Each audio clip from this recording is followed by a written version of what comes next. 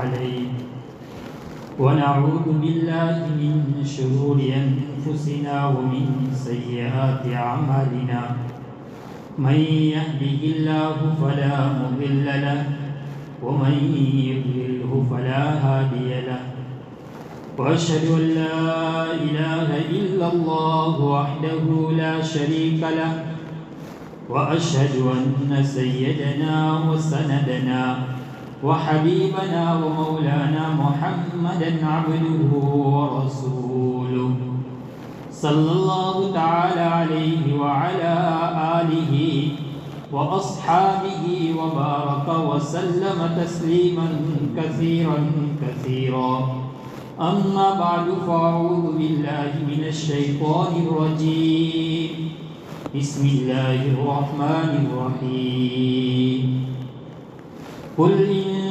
كنتم تحبون الله فاتبعوني يحببكم الله ويغفر لكم ذنوبكم والله غفور رحيم وقال النبي صلى الله عليه وسلم لا يؤمن أحدكم حتى أكون أحب إليه من والده وولده والناس أجمعين صدق الله العظيم. میرے واجب الاحترام بزرگوں، بھائیوں، دوستوں اور گھروں میں سننے والی معزز خواتین، مائیں اور بہن،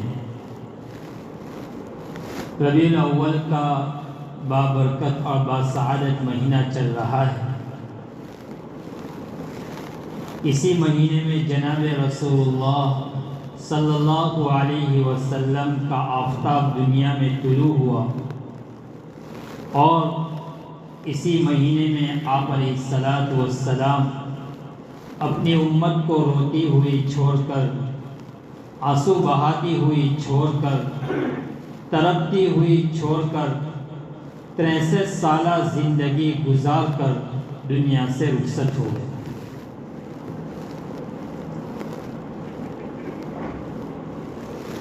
جناب رسول اللہ صلی اللہ علیہ وسلم، میرے بھائیوں، دنیا میں اللہ تعالیٰ کی محبت کا سب سے بڑا ذریعہ وہ نبی اکرم صلی اللہ علیہ وسلم کی اتباع ہے. اس سے بڑا ذریعہ کوئی نہیں ہے.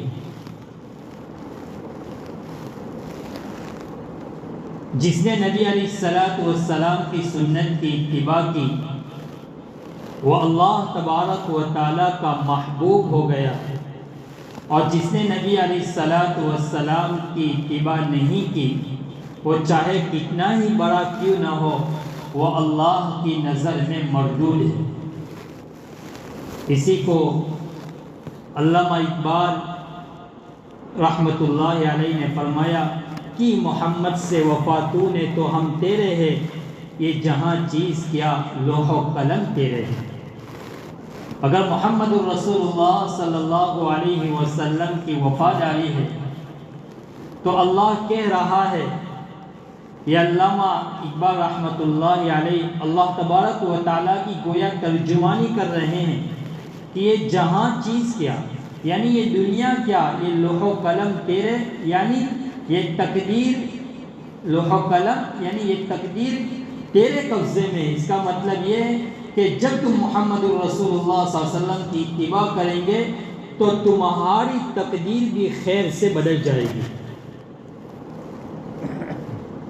تو اللہ کے حبیب علیہ السلام کی اتباع اس میں کامیابی ہے، اور اللہ تبارک و تعالیٰ کی اتباع جس نے نہیں کی وہ چاہے دنیا کا بادشاہ ہی کیوں نہ ہو، بڑا ہو چھوٹا ہو کوئی بھی ہو، اگر اتباع نہیں ہے تو وہ مردود ہے.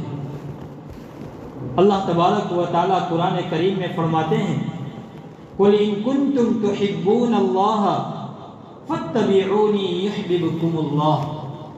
اگر تم چاہتے ہو کہ اللہ تبارک و تعالیٰ تم سے محبت کرے تو فَاتَّبِعُونِي، اے نبی آپ اپنی امت کو بتلا دیجئے اور کہہ دیجئے فَاتَّبِعُونِی، میری اتباع کرو.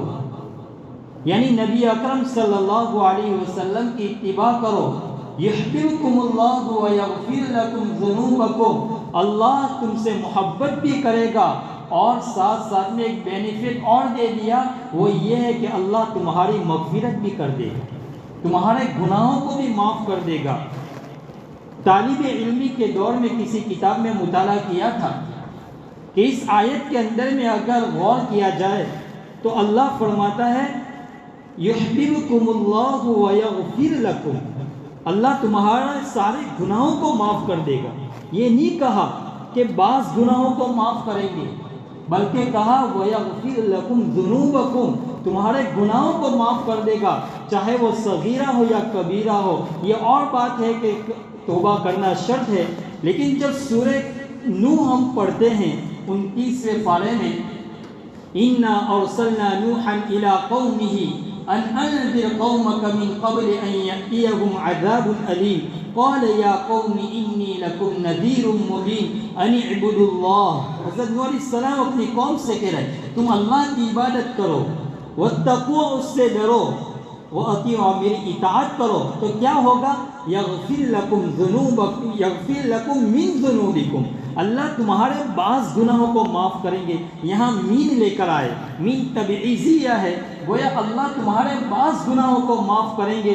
لیکن قربان جائیے اس نبی اکرم صلی اللہ علیہ وسلم پر اور آپ کے اعلیٰ مقام کو، اور آپ کے فضائل اور آپ کی سیرت اور آپ کے مقام کو دیکھے۔ فرمائے محمد اگر تیری امت تیری اتباع کرے گی، تیری پیروی کرے گی، یغفر لکم ذنوبکم، اللہ سارے گناہوں کو معاف کر دے، اللہ سارے گناہوں کو معاف کر دے۔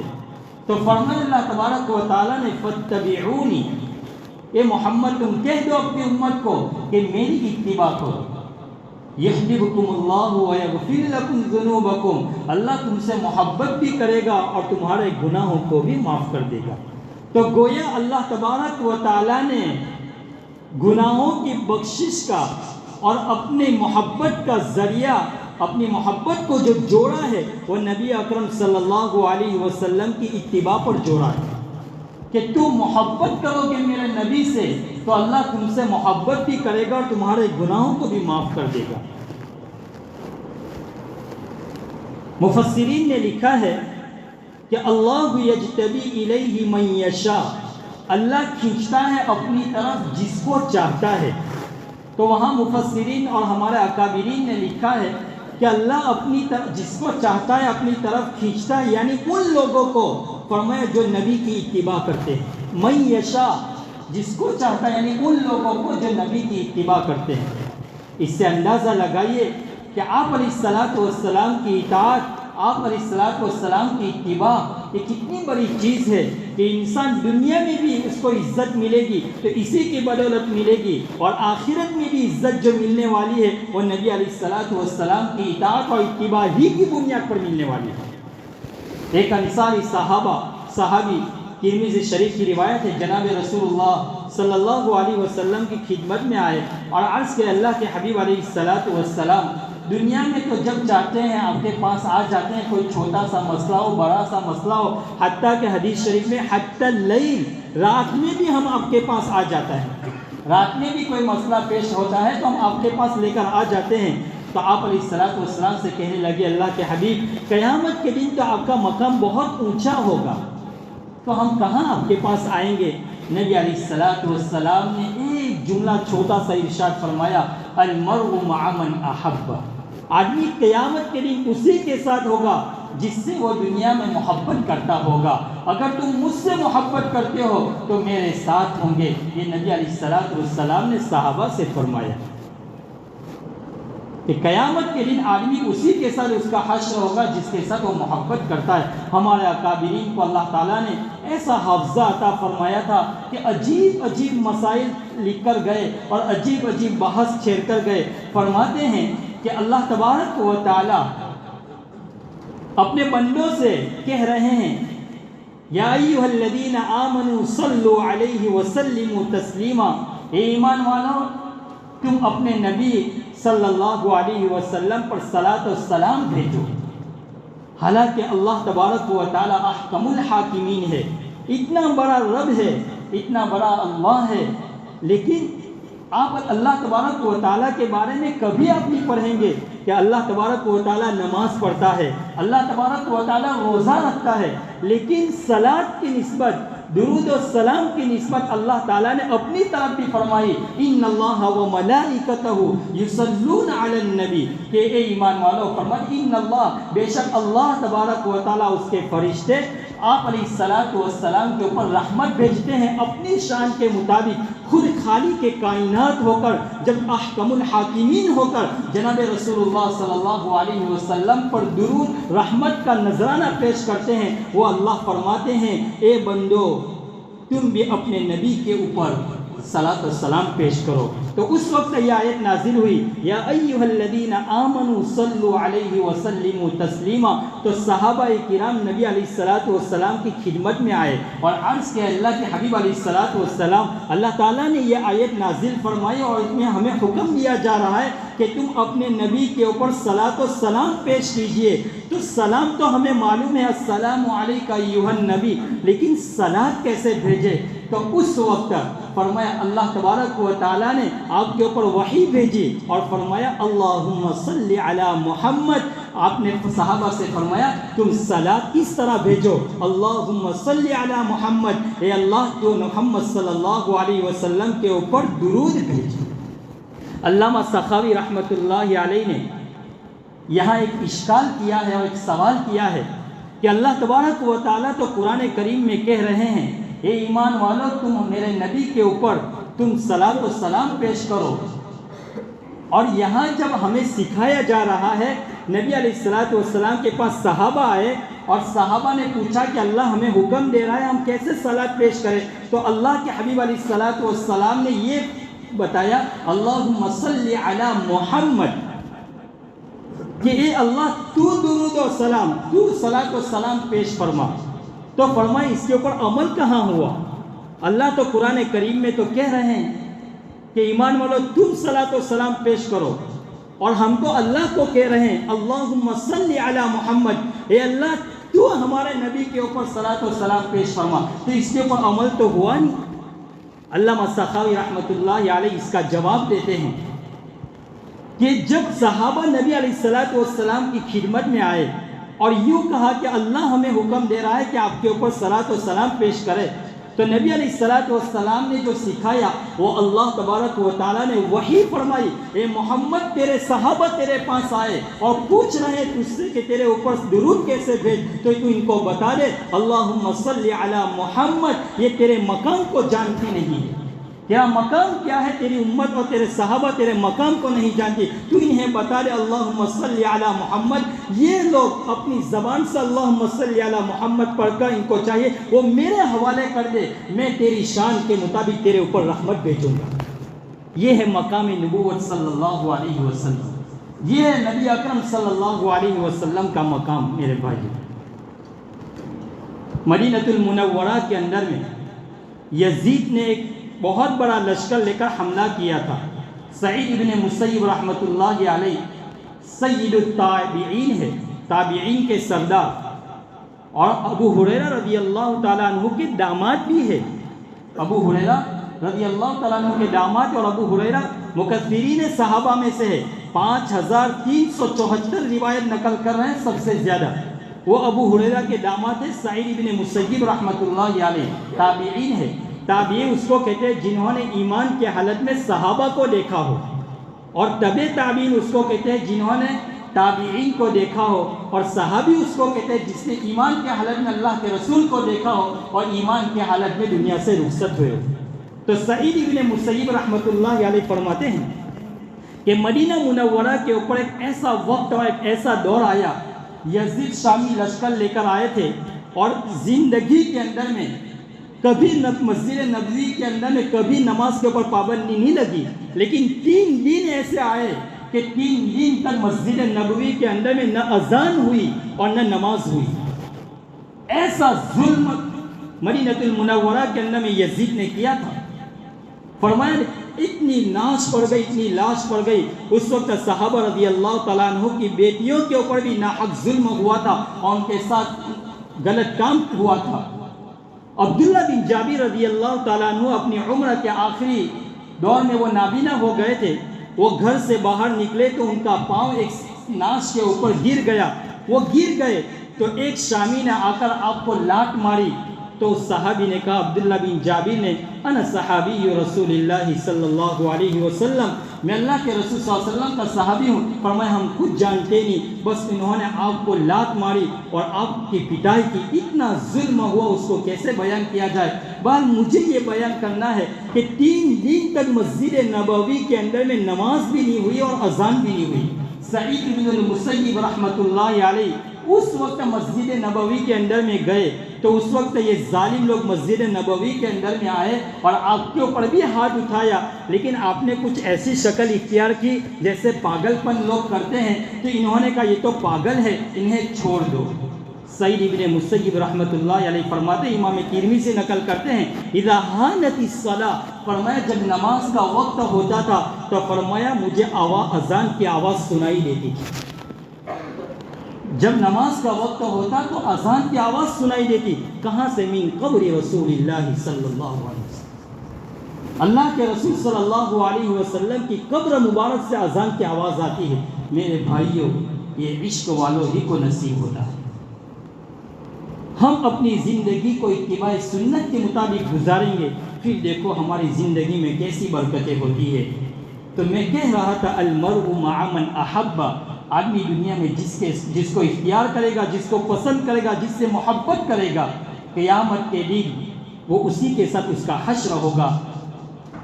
تو دنیا میں جو ہمیں عزت ملے گی وہ بھی نبی اکرم صلی اللہ علیہ وسلم کی اطاعت, آپ کی اتباع, آپ کی فرما برداری کی بدولت, اور آخرت میں بھی جو عزت ملنے والی ہے وہ بھی نبی اکرم صلی اللہ علیہ وسلم ہی کی بدولت ملنے والی ہے. اللہ کے حبیب علیہ الصلاۃ والسلام نے ارشاد فرمایا تھا, ان من اشد امتی حبب الی من الناس ما یکونون بعدی, فرمایا میری بات مجھ سے سب سے زیادہ محبت کرنے والے لوگ آئیں گے. وَيَتَمَنَّوْنَ أَن لَّوْ رَآنِي بِأَهْلِي وَمَالِي, فرمایا وہ اتنی محبت کریں گے اور وہ تمنا کریں گے کہ اپنے اہل و عیال, اپنا مال سب کچھ قربان کر دے, لیکن میرے نبی کی زیارت مجھے نصیب ہو جائے. وہ کن کے بعد کا؟ وہ آپ لوگوں کے. ہمارے بارے میں کہا کہ جو میرے بعد آنے والے ہیں. میرے بھائیوں, تو ہمیں چاہیے کہ یہ ربیع الاول کا جو مہینہ ہے, اسی مہینے میں آپ علیہ الصلاۃ والسلام کی بعثت ہوئی اور اسی مہینے میں آپ علیہ الصلاۃ والسلام دنیا سے رخصت ہو گئے. صحابہ کرام نے نبی علیہ الصلاۃ والسلام کے ایک ایک ادا کو اپنے اندر اس کو لیا اور اس کے اوپر عمل کر کے دکھایا. اللہ کے حبیب علیہ الصلاۃ والسلام کی جو روایت میں نے پڑھی اس کا ترجمہ کر دوں. آپ علیہ الصلاۃ والسلام فرماتے ہیں, لا يؤمن احدكم حتى اكون احب اليه من والده وولده والناس اجمعين, تم اس وقت تک مومن نہیں ہو سکتے جب تک تم مجھ سے اپنے والدین سے زیادہ اور اپنے اولاد سے زیادہ اور سارے لوگوں سے زیادہ مجھ سے محبت نہ ہو جائے. یاد رکھو میرے بھائیوں, اللہ کے رسول صلی اللہ علیہ وسلم ہم سے اپنی محبت کا مطالبہ کر رہے ہیں, اور دنیا میں محبت جو ہوتی ہے وہ 3 بنیاد اور 3 وجہ سے کسی سے بھی محبت ہوتی ہے. وہ 3 وجہ سے ہوتی ہے. یا تو دنیا میں انسان کسی سے محبت کرتا ہے اس کی خوبصورتی اور جمال کی وجہ سے, اور یاد رکھو اس کائنات میں, اس روئے زمین کے اوپر میرے نبی سے زیادہ خوبصورت اور میرے نبی سے زیادہ جمال والا کوئی نہیں آیا. حسان بن ثابت رحمۃ اللہ, حسان بن ثابت رضی اللہ تعالیٰ عنہ نے آپ کے بارے میں کہا تھا, وَأَحْسَنَ مِنْكَ لَمْ تَرَ قَطُّ عَيْنِي, میری آنکھ نے آپ سے زیادہ حسین دیکھا نہیں. وَأَجْمَلَ مِنْكَ لَمْ تَلِدِ النِّسَاء, اور عورتوں میں سے کسی عورت نے آپ سے زیادہ خوبصورت کسی کو جنا نہیں ہے. خُلِقْتَ مُبَرَّأً مِنْ كُلِّ عَيْبٍ, آپ ہر عیب سے پاک ہے. كَأَنَّكَ قَدْ خُلِقْتَ كَمَا تَشَاءُ, اللہ نے آپ کو ایسا بنایا اور ایسا پیدا کیا جیسے آپ کی چاہت تھی. تو اس کائنات میں اگر خوبصورتی کی بنیاد پر اگر کسی سے محبت کی جاتی ہے تو نبی علیہ الصلاۃ والسلام سے کی جانی چاہیے, اس لیے کہ آپ سے زیادہ خوبصورت اور آپ سے زیادہ جمال والا اس روئے زمین پر کوئی نہیں آیا. نمبر 2, اگر محبت کی جاتی ہے کسی سے تو کمال کی بنیاد پر کی جاتی ہے، اور میرے نبی سے زیادہ کمال والا اس سورہ زمین پر کوئی نہیں آیا۔ آپ علیہ الصلوۃ والسلام کا علم، آپ علیہ الصلوۃ والسلام کا ورع، تقویٰ، آپ کی بزرگی، آپ کی شرافت اور آپ کے اخلاق کا کیا کہنا، اس سورہ زمین پر آپ سے زیادہ کمال والا کوئی نہیں آیا۔ اسی وجہ سے آپ فرماتے ہیں اللہ نے میرے بعثت کا جو مقصد آپ نے بیان فرمایا، انما بعثت لاتمم مکارم الاخلاق، کہ مجھے اس لیے مبعوث فرمایا تاکہ میرے ذریعے اخلاق کی تکمیل ہو جائے۔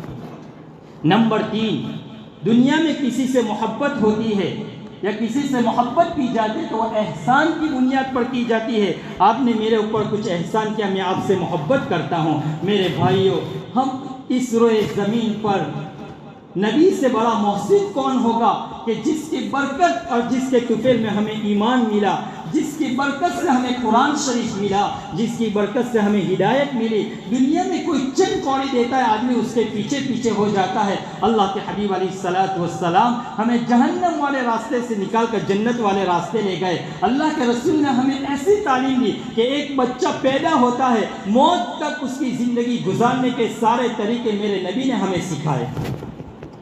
تو اس سورہ زمین کے اوپر اگر کوئی ہمارا محسن ہو سکتا ہے تو وہ جناب رسول اللہ صلی اللہ علیہ وسلم ہی ہو سکتا ہے۔ آپ علیہ الصلوۃ والسلام کی اتباع، آپ علیہ الصلوۃ والسلام کی اطاعت کا مطلب یہ ہے کہ ہم نبی اکرم صلی اللہ علیہ وسلم کی تعلیمات کو اپنے اندر لے آئے، ہم اپنے گھر والوں کے اندر میں اس کو ڈالے، اس کو تعلیم کرے، اور اپنے آپ اور اپنے گھر والوں کو شریعت و سنت کے مطابق زندگی گزارنے والے بنائے۔ آپ علیہ الصلوۃ والسلام کی اسوہ حسنہ کے مطابق زندگی گزارے۔ پھر دیکھیے کہ آپ علیہ الصلوۃ والسلام کی شریعت کے مطابق، آپ کی لائی ہوئی تعلیمات کے مطابق زندگی گزاریں گے تو زندگی میں کیسا مزہ آئے گا۔ آپ علیہ الصلوۃ والسلام نے ہمیں کیا اخلاق دیا۔ آپ نے فرمایا تم دوسروں کو عزت دو، تمہاری عزت میں کمی نہیں ہوگی، تم بغض نہ رکھو، تم غصہ نہ کرو، تم حسد نہ کرو، تم کسی کو تکلیف نہ پہنچاؤ، تم کسی کی مدد کرو، کسی کے ہاتھ میں ہاتھ بتاؤ، غریب غربا کی مدد کرو، جو فقیر ہے تنگ دست ہے ان کی محتاجی کو دور کرو۔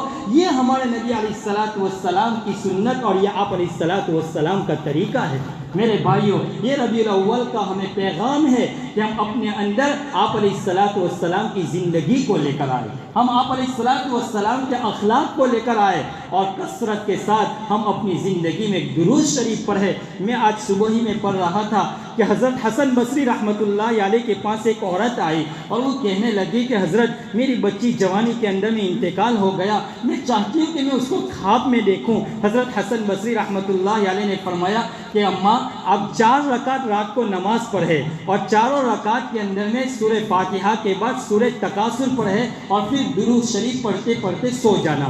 فرمایا اس نے ایسا ہی عمل کیا، رات کو وہ درود شریف پڑھتی پڑھتی وہ سو گئی۔ فرمایا اس نے اپنی بیٹی کو خواب میں دیکھا کہ وہ جہنم کے اندر جل رہی ہے اور تارکول کے عذاب میں وہ مبتلا ہے، جس کو ہم ڈامر وغیرہ بولتے ہیں۔ فرمایا اس کے اندر میں وہ بڑے بری طریقے سے وہ عذاب کی لپیٹ میں ہے۔ وہ صبح اٹھ کر حضرت حسن بصری رحمۃ اللہ علیہ کے پاس آئی۔ فرمایا میں نے اپنی بچی کو بہت بری حالت میں دیکھا۔ فرمایا تم صدقے کا اہتمام کرو اور درود شریف کثرت کے ساتھ پڑھو۔ اسی رات حضرت حسن بصری رحمۃ اللہ علیہ نے خواب میں دیکھا کہ اسی لڑکی کو خواب میں دیکھا۔ فرمایا جنت سجی ہوئی ہے اور اندر میں ایک نوجوان لڑکی ہے، بڑا بہترین لباس پوشاک ہے۔ فرمایا اس لڑکی نے کہا حضرت آپ مجھے جانتے ہو؟ فرمایا میں نہیں جانتا۔ فرمایا میں وہی لڑکی ہوں جو میری ماں کل آپ کے پاس آئی تھی۔ فرمایا آپ کی ماں تو آپ کی حالت بہت بری طریقے سے بالکل اپوزٹ اور برعکس بیان کر رہی تھی۔ فرمایا آپ نے میری والدہ کو جو کہا تھا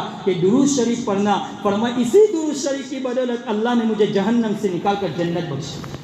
یہ ہے درود شریف کا مقام۔ میرے بھائیوں، تو درود شریف کا اہتمام کریں۔ آخر میں یہ 2 اعلان کرنا ہے۔ ایک اعلان تو یہ ہے کہ ابھی چند دن پہلے حضرت قاری احسان ہمارے قاری صاحب کے ساتھ بات ہو رہی تھی، تو قاری صاحب نے ایک بہت ہی خوشی اور پرمسرت ایک بات کہی کہ ہمیں اپنی بستی کے اندر میں ہر وقت وہ فکر مند رہتے ہیں۔ فرمایا ہمیں اپنی بستی میں ہر ہفتے میں ایک ایسا پروگرام ہونا چاہیے جو ہم درود شریف 40 درود شریف ہے اس کو مسجد میں پڑھا جائے، تو لوگوں کے اندر میں بہت، اس کے بستی کے اندر میں، گھروں کے اندر میں اس کے برکات ہوں گے. اور ہماری طرف سے، بستی کی طرف سے جب نبی علیہ السلام کے دربار میں تحفہ پیش ہوگا درود شریف کا، اللہ کے رسول صلی اللہ علیہ وسلم ہم سے اور ہماری بستی سے کتنے خوش ہو جائیں گے. تو پھر قاری صاحب نے یہ کہا کہ ہم جمعہ کے دن، ہر جمعہ کے دن عشاء کی نماز کے بعد انشاءاللہ مسجد کے اندر میں سنت و نوافل کے بعد یہاں درود شریف کی مجلس ہوگی. مدرسے کے مہمان رسول بھی بیٹھیں گے، طلبہ بھی بیٹھیں گے. اور آپ حضرات سے بھی بہت عاجزانہ درخواست کرتا ہوں کہ آپ بھی اس مجلس میں شرکت کریں. انشاءاللہ اس کے اثرات ہم اپنے اندر میں بھی دیکھیں گے، اپنے گھروں میں بھی دیکھیں گے، اور گھروں میں مائیں بہنیں بھی اس کا اہتمام کریں گی. تو اس مجلس میں آپ سب ارادہ کریں کہ انشاءاللہ ہم اس مجلس میں بڑھ چڑھ کر حصہ لیں گے اور اس میں ہم شرکت کریں گے. اور ہفتے میں دوسری بات یہ ہے کہ 3 سال پورے ہونے آئے درس حدیث ہماری مسجد میں الحمدللہ 3 سال سے مسلسل یہ سلسلہ جاری ہے. لیکن جو پہلے دن جتنے آدمی تھے آج 3 سال ہو گئے اتنے ہی آدمی. میرے بھائیوں، نبی علیہ السلام کی یہ نہ سوچو کہ کہنے والا کون ہے، یہ دیکھو کہ کس کی بات کہی جا رہی ہے. یہ نہ دیکھو کہ کون کہہ رہا ہے، یہ دیکھو کہ کس کی بات کہی جا رہی ہے. تو آپ دیکھیں درس حدیث کے اندر میں اس کے برکات ہوگی. نبی علیہ السلام کی باتیں سنیں گے، ہم اپنی زندگی میں اس کو لائیں گے، گھر والے اس کو سنیں گے. میرے بھائی چند لوگ بیٹھتے ہیں، آپ سب بیٹھے ہیں، اس کا اہتمام کیجئے. اب تک جو مجلس ہوتی تھی وہ عشاء کے بعد ہوتی تھی. انشاءاللہ اس اتوار سے یہ مجلس مغرب کے بعد ہوگی اور فقط 15 منٹ سے کم وقت لیا جائے گا، اس سے زیادہ آپ کا وقت بھی نہیں لیا جائے گا. تو آپ درس حدیث میں بھی شرکت کا اہتمام فرمائے. اللہ تبارک و تعالی مجھے اور آپ کو صحیح معنی میں عاشق رسول بنا دے اور صحیح معنی میں ہمارے اندر میں آپ علیہ السلام کی محبت کود کود کر بھر دے اور ہمیں اپنی زندگی کو اخلاق نبوی کے اوپر لانے والے بنائے. سو آخر دعوانا ان الحمدللہ رب العالمین.